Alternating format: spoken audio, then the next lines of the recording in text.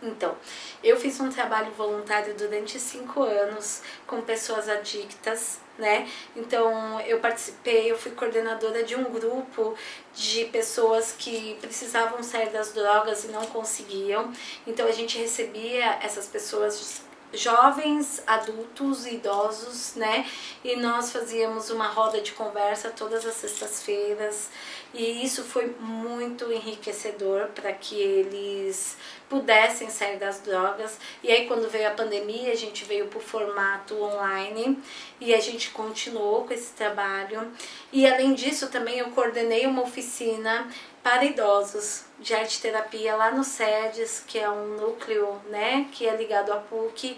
E nessa coordenação a gente trabalhava com os idosos com Alzheimer, idosos com Parkinson, pessoas assim que não tinha mais assim esperança, que não tinha mais alegria. E aí nós trouxemos esses idosos, né, gratuitamente para essas oficinas. Então nós trabalhávamos com colagem, com imagem, com contação de histórias.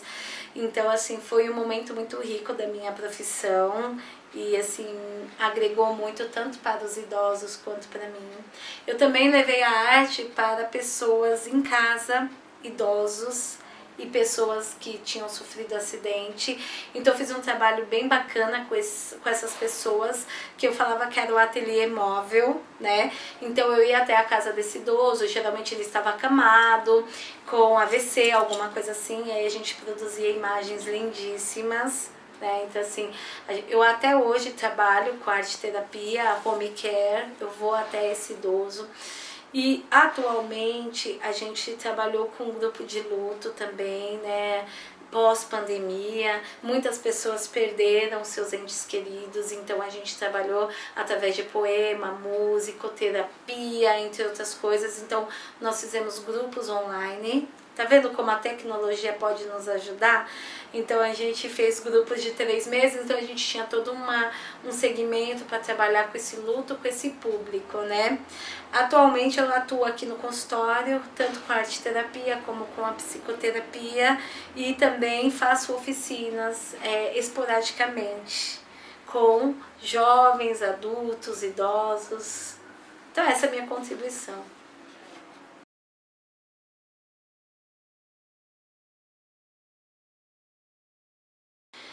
Bom, a criatividade está intrínseca, está dentro do ser humano, porque através da criatividade nós vamos solucionar problemas. Então, e aí quando a gente fala nos adolescentes, eles utilizam a criatividade quando eles não encontram um conforto em casa com os pais, e aí eles vão pichar rua, eles vão andar de skate, eles vão se reunir na praça para conversar, e eles estão utilizando a criatividade. Então a criatividade, ela está dentro de nós. Nós nascemos com a criatividade desde a antiguidade, né? Os Homo sapiens, eles faziam pinturas rupestres. As tribos indígenas, elas usavam a arte como a contação de história para passar conhecimentos milenares de boca a boca. Eles utilizavam as danças de rodas para trabalhar algumas questões relacionadas à tribo. Então, a criatividade, ela é inerente. Você querendo ou não, você vai ser criativo na sua vida. Quando você perde um ônibus indo para a sua escola, e você fala, e agora, o que eu vou fazer? Pensar diferente é criatividade, entende? Então, assim, óbvio que nós podemos fomentar essa criatividade e nós podemos utilizá-la na arte, no relacionamento, na sociedade, na vida acadêmica. Então, a criatividade, ela permeia todos os âmbitos da nossa vida. Tem pessoas que são mais criativas e pessoas que são menos criativas. O que vai determinar, né, pessoas criativas e pessoas que são menos criativas, É o quê? É o círculo que ela está inserida. É a família, quais são as crenças dessa família, como essa família lida com as situações ou de traumas ou de problemas. Então, se essa criança, esse adolescente tem uma mãe, um pai que eles sabem resolver problemas, que eles encontram outras soluções, que eles não são enrijecidos em uma situação apenas ou um pensamento apenas, com certeza essa criança, esse adolescente, ele vai ter um desenvolvimento muito maior desse pensamento criativo. Enquanto aquela pessoa que é, aquela família que é enrijecida, que não tem não abre para novos pensamentos, não se abre para o novo mundo, essa pessoa, essa criança, ela vai se tornar um adulto enrijecido. E aí ela vai precisar desenvolver essa criatividade que está lá, adormecida.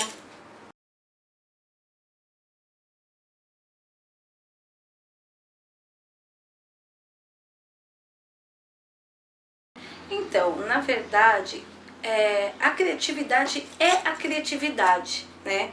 Na verdade, não é ser aprendido, mas é desenvolvido, porque ele está no ser humano, né? Então, assim, é algo que já está lá e que vai ser desenvolvido, e não que vai ser aprendido.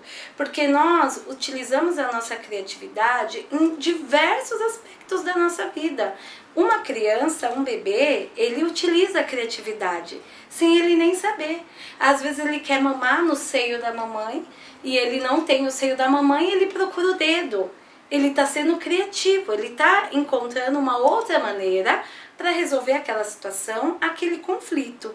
Então, é importante a gente perceber, sim, a criatividade, ela pode ser desenvolvida e fomentada. Então, por exemplo, se uma pessoa, uma criança, um jovem, ele tem acesso a informações, a maneiras, a criatividade, ele vai desenvolver. Se ele tem acesso a um livro, ele vai desenvolver a leitura. Se ele tem acesso a uma pintura, a tintas, a materiais, ele vai utilizar aquele material e ele vai desenvolver. Por exemplo, uma pessoa que nunca desenhou na vida, ela pega uma folha e ela vai lá, ela faz uma garatuja, que a gente fala que as crianças, elas, em vez de começarem a desenhar, elas fazem rabiscos, são garatujas. Se essa criança tiver acesso, esse adolescente, esse jovem tiver acesso a essa folha, a esse lápis, ele vai desenvolver, entende?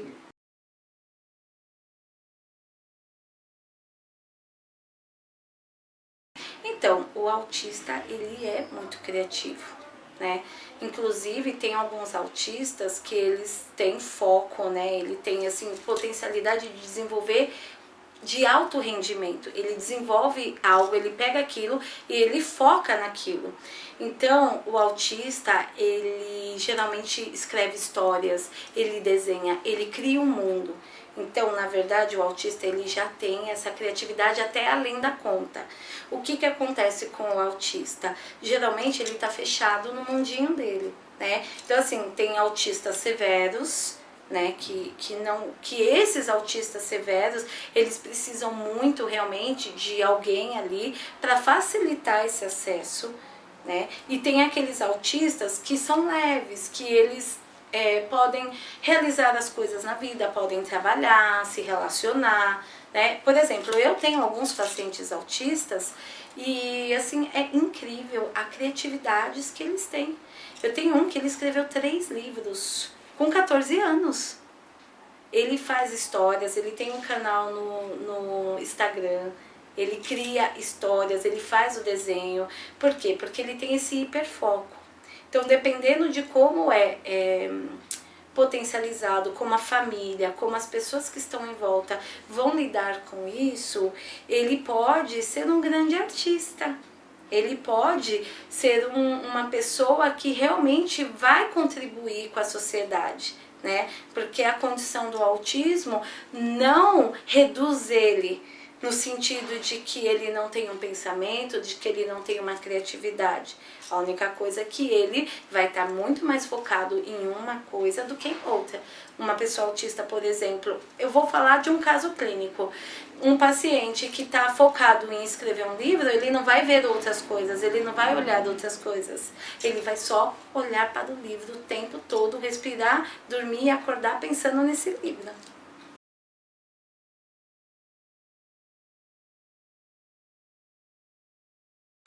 Na verdade, para você exercitar a criatividade, você precisa ter um olhar diferente.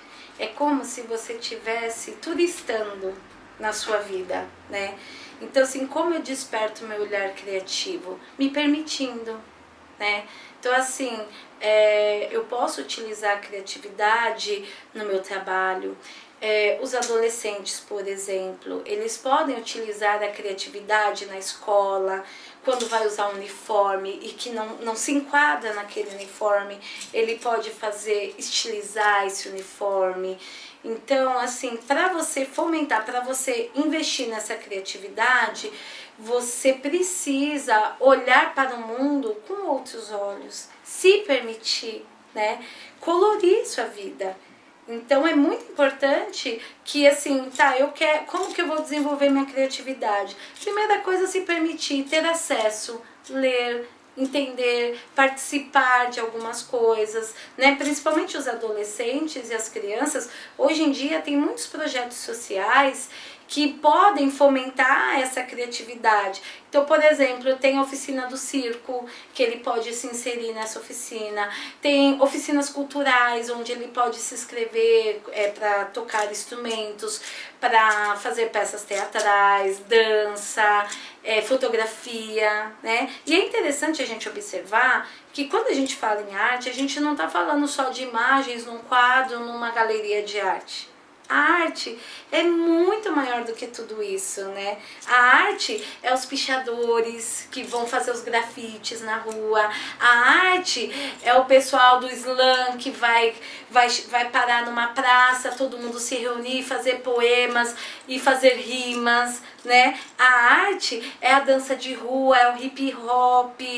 Então é importante a gente falar para os nossos jovens, para os nossos adolescentes, que a expressão da arte está em todo lugar, entende? Não é só a elite que tem acesso à arte, nós também temos. Então quando você anda em São Paulo, você olha assim nos prédios, você vê pinturas lindíssimas, arte na rua, né? Você vai lá no centro, por exemplo, tem os grupos de pessoas que estão ali recitando poemas, né? Estão fazendo expressões que às vezes a gente não tem esse acesso. E como eles podem ter esse acesso? Eles podem ter. É só eles buscarem. Hoje em dia com as redes sociais, hoje em dia a gente tem muito mais acesso, a gente tem informação.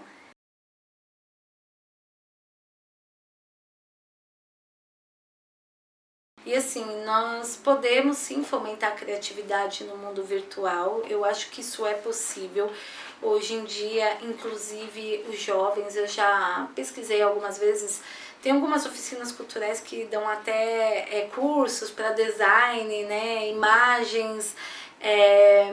Então assim, nós podemos utilizar a tecnologia a nosso favor. Os jovens podem utilizar a tecnologia a favor deles. Eles só precisam encontrar um equilíbrio, né? Porque assim, eu posso ficar um dia inteiro com o celular ligado, com o computador ligado, assistindo feed de Instagram? Posso, mas eu também posso utilizar esse mesmo tempo para aprender a desenhar. Existem pessoas que estão doando o seu tempo, que estão ensinando, que estão falando sobre. Então é importante que a gente observe que a tecnologia, ela pode ser um fator positivo, agregador. A gente não precisa demonizar a tecnologia, a gente precisa encontrar um equilíbrio. Por exemplo, na época da pandemia, a tecnologia foi fundamental. Foi fundamental porque através da tecnologia nós conseguimos estar presente em muitas coisas, na escola, em brincadeiras. Então sim, é possível fazer essa mediação. Agora, o que a gente precisa é de educadores preparados, de pais preparados. A gente precisa falar sobre isso, né? Para que essas crianças, esses adolescentes não se alienem, né? Não fiquem apartado da sociedade, que eles não fiquem no quarto o final de semana inteiro. Entende? Que eles percebam que eles podem fazer essa união e também viver, e também aproveitar, e também estar aqui no aqui e agora, no presente.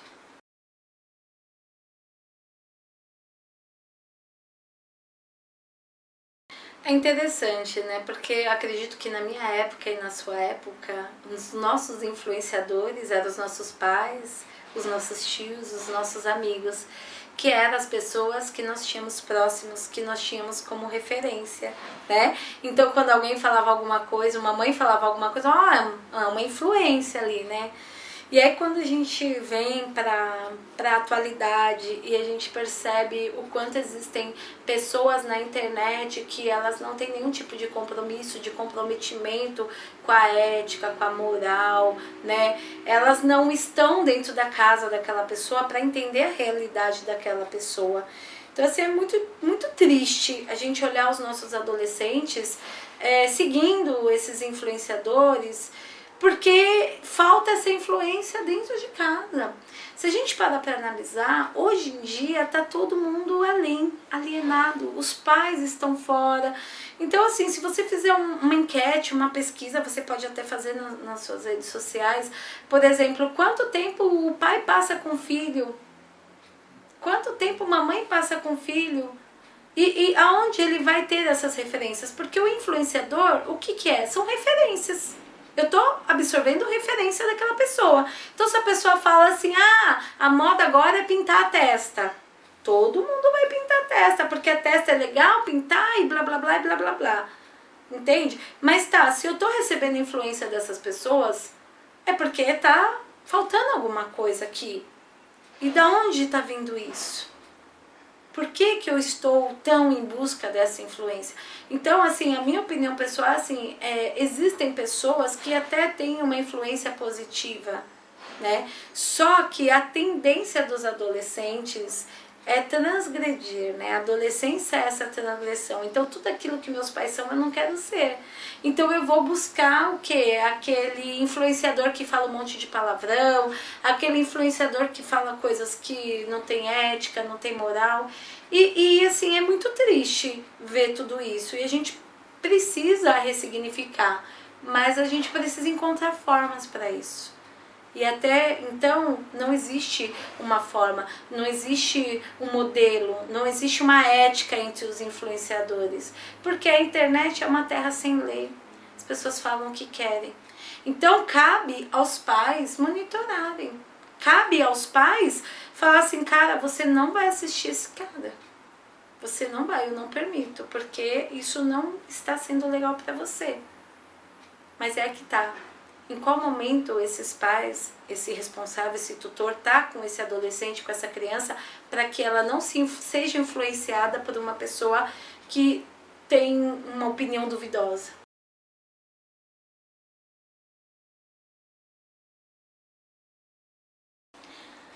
É imensa, assim, existe uma importância imensa.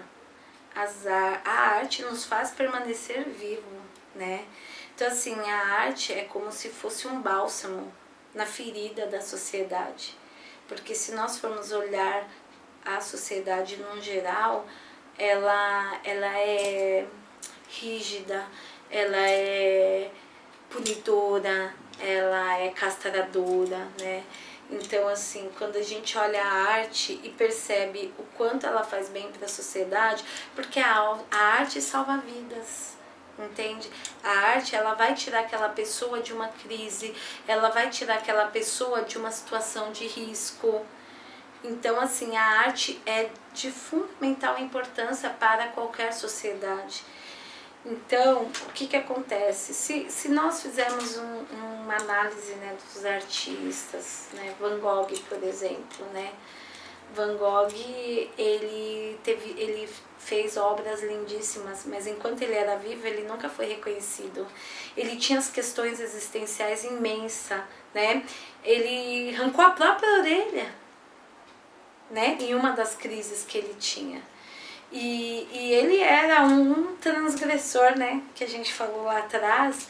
Então é interessante a gente pensar que as pessoas que têm essa veia artística, que tá voltado mais para a criatividade, ela não se aprisiona, entende? Então talvez a sociedade ela não esteja muito preparada, né? Pode observar, pessoas artistas, elas usam roupas diferentes, elas usam corte de cabelo diferente, elas se posicionam de uma forma diferente, elas não têm medo de se posicionar, elas não têm medo de se mostrar. Isso incomoda. Isso incomoda a sociedade, porque se a gente parar para analisar, a sociedade ela é enrijecida. Então você tem que seguir uma religião, então você tem que seguir uma maneira de se vestir, o grupo, né? Você tem que seguir tudo aquilo. E o artista não, ele é livre. O artista tem a alma livre. Então isso incomoda.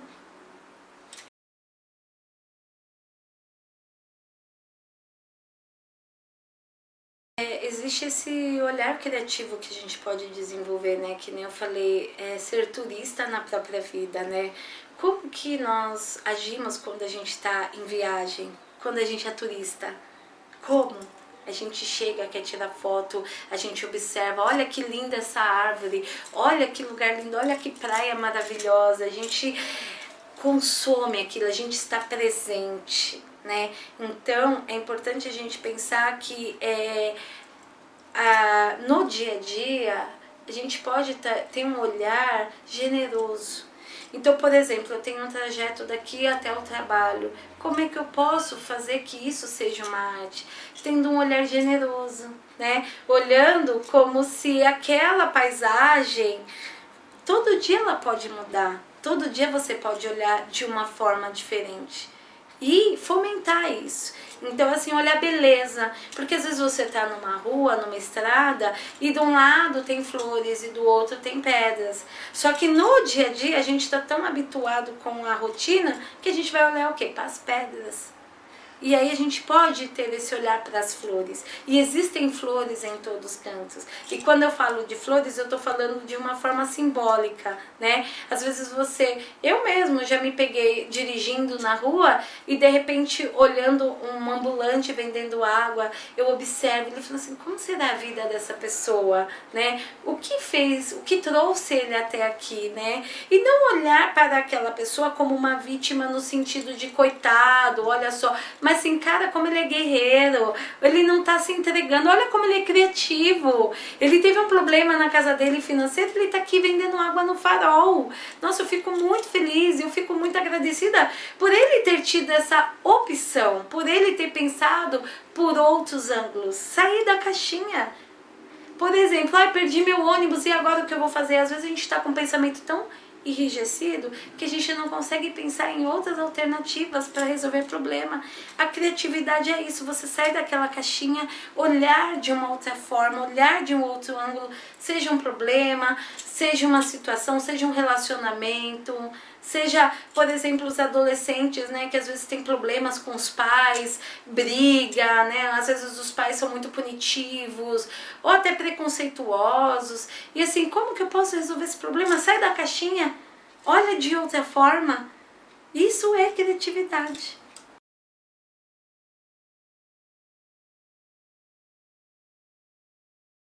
Sim, um transformador e até um transgressor, né, social. Porque se você observar, o artista ele transforma dor em arte, ele transforma realidade em imagens, ele ressignifica. Vamos olhar, tá tendo uma exposição da Frida Kahlo, né? Quem é a Frida Kahlo? Ela é uma artista mexicana e ela teve uma vida muito intensa, sofrida. Na infância ela sofreu um acidente e ela teve parte do corpo dela totalmente imobilizado. Não sei se você conhece a história da Frida Kahlo, né? Mas para vocês que não conhecem, e ela, no meio da dor dela, ela simplesmente começou a pintar. O pai trouxe uma tela e um pincel e ela na cama, movendo apenas a boca, ela começou a pintar a dor dela e ela ressignificou essa dor. E se nós olharmos para as obras dela, a coleção de obras dela, você vai olhar muita dor nos quadros, nas imagens, na arte dela, mas ao mesmo tempo ela ressignificou toda aquela dor que ela tinha. Então, assim, o artista, ele, além dele modificar, ele transgride, porque muitas vezes as pessoas não estão acostumadas a olhar para uma dificuldade diferente. E às vezes a sociedade não aceita, né, essa diferença. Então, quando nós falamos da arte como transgredir, é no sentido de sair do óbvio, de ir para um outro patamar, onde esse patamar vai trazer conforto, vai mostrar para as pessoas, eu também vivo isso, né? A arte traz isso, nossa, eu me identifico com isso, eu também vivi isso. Então é muito interessante porque realmente transforma e transgride.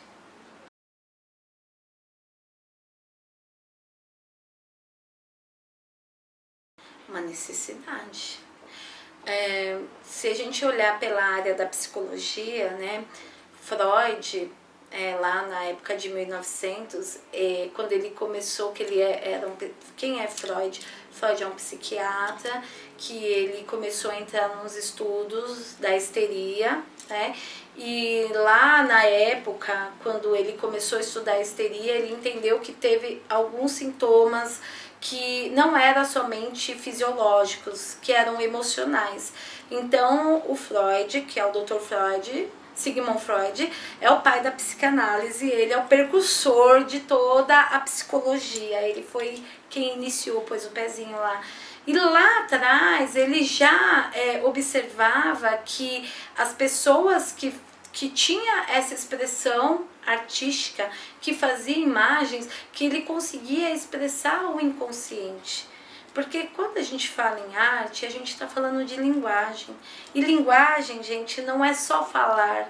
Nós temos outro tipo de linguagem. É o olhar, é o respirar, é a forma que a gente se coloca. E a arte é uma linguagem. A música é uma linguagem, a dança, o teatro, as imagens, as esculturas, tudo são linguagens.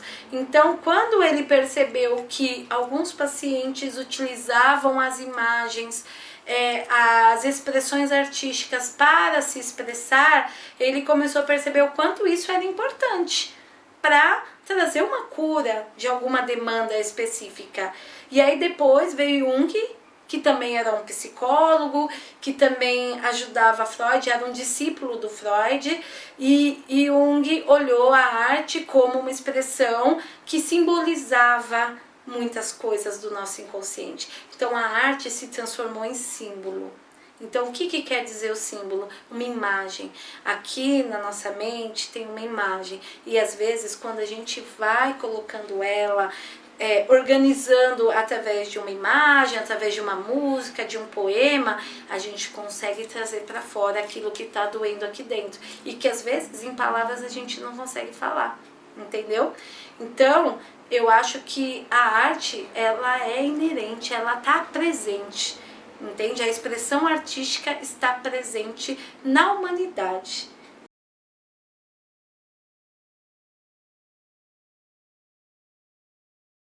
O papel da escola é muito importante, porque para muitas crianças é onde tem o primeiro contato, né?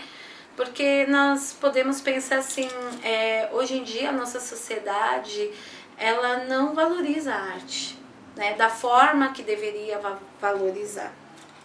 Ela valoriza, mas não da forma que deveria. Se a gente olhar os colégios, as escolas públicas e os colégios particulares, se você vai num colégio particular, você tem teatro, você tem música, você tem educação artística, você tem diversas disciplinas que estão englobando ali a arte. Quando você vai para um colégio público, você não tem. Então, muitas vezes, as crianças da periferia, as crianças que, assim, Geralmente os pais estão trabalhando, os pais estão focados nas primeiras necessidades, que é pagar conta, alimentar os filhos. Eles não têm esse acesso a essa cultura, a essa ferramenta. Então a escola, ela é onde esse adolescente, essa criança vai ter o primeiro contato.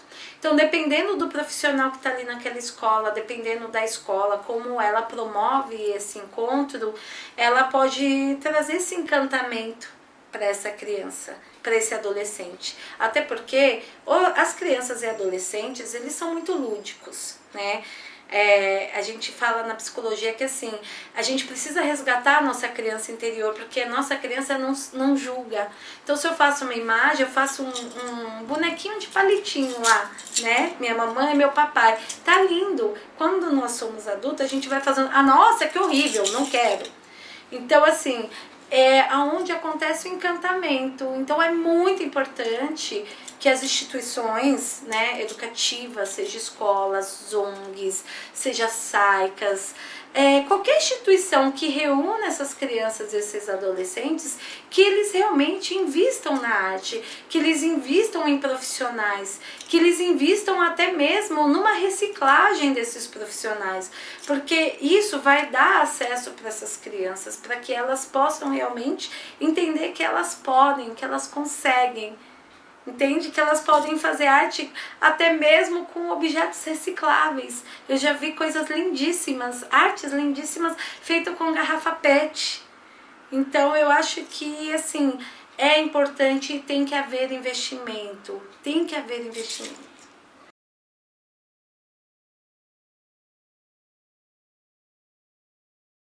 Na verdade, o nosso cérebro ele é dividido em 2 hemisférios. Agora eu não me lembro qual lado que é qual, tá bom? Mas existe o lado que é a criatividade e o lado lógico, tá? Então, você pode desenvolver mais um lado do cérebro e mais outro. E sim, nós somos limitados, né? Nós não usamos toda a nossa potencialidade cerebral. Mas é interessante a gente pensar que cada vez que a gente vai, como que eu posso dizer assim, cada vez que a gente vai alimentando o nosso cérebro, a gente vai expandindo. E existe uma coisa chamada plasticidade cerebral. O que é isso? Nosso cérebro, ele tem nossas células que são os neurônios. Os neurônios são células. Elas podem se expandir. Então a plasticidade é a capacidade de se reabilitar, de expandir. Então, por exemplo, uma pessoa que sofre um acidente, uma pessoa que tem um AVC, uma pessoa que tem qualquer tipo de... eu quebrei a perna, fiquei com a minha perna imobilizada há 6 meses. Quando você tira o gesso, sua perna está enrijecida. O que o cérebro vai fazer? O que a plasticidade vai fazer? Ela vai criar novas células para que você retome os seus movimentos. Então, da mesma forma que isso acontece no nosso corpo, isso também acontece no nosso cérebro. Então, a gente pode expandir os nossos conhecimentos, a nossa forma de pensar, a nossa forma lógica de pensar e criativa. Então, é interessante que a gente só usa 10%, mas se a gente nos ajudar, se nós nos ajudarmos, a gente pode ampliar esses 10%. Se você olhar, nós vemos pessoas que são geniais, né? A gente fala, nossa, como essa pessoa teve capacidade de fazer isso? Então, sim, a gente pode expandir a nossa capacidade cerebral e a arte é um instrumento para que isso aconteça.